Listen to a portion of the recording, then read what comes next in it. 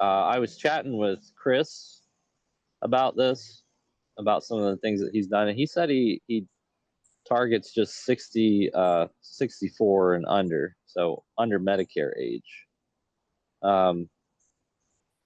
Is that something that you recommend because of Medicare regulations? Yeah, or you can do that. If you don't want to fool with Medicare, then do that. Yeah, I mean, I don't mind Medicare. I just didn't know if there's some tricky water Yeah, we can get in. I didn't do that. The reason I didn't is, number one, what's the probability of somebody over 64 having a chiropractic problem? Huge. Yeah. And if they're 64, 70, how old is their son or daughter? They're about 30 to 50. What's the likelihood of somebody in their 30s or 40s, 50s having a chiropractic problem? Yeah, I mean, the last one I did, both of them were Medicare age. Yeah. Well, my point I is, just I'm looking past the Medicare. I'm already looking into getting their family members as referrals. Yeah. So So he's kind of shooting himself in the foot a little bit. I wouldn't do that.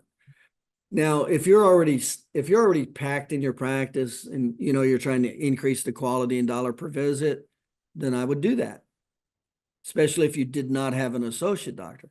But I never did that, because even as I increased my quality and got too many of those, I would move them into my associate doctor. So I never limited the people coming into my practice, whether it was cash, Medicare. I never did. If it was too much for me, I just move them in the associate doctor. If it's too much for me and my first associate doctor, it went to me and the second associate doctor, you see.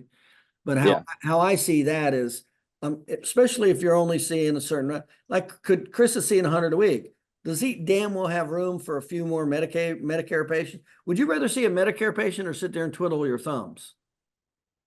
Oh yeah, it's not that I wouldn't want to see them.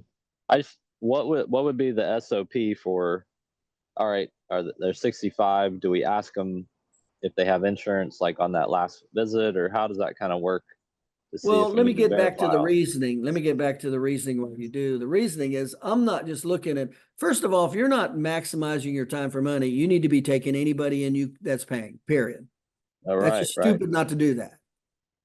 Okay. Number two, let's say I am up toward maximizing my exchange of time for money. I'm still going to target him because I'm not going to take them on my associate deal, but I'm always looking past that patient into their referrals.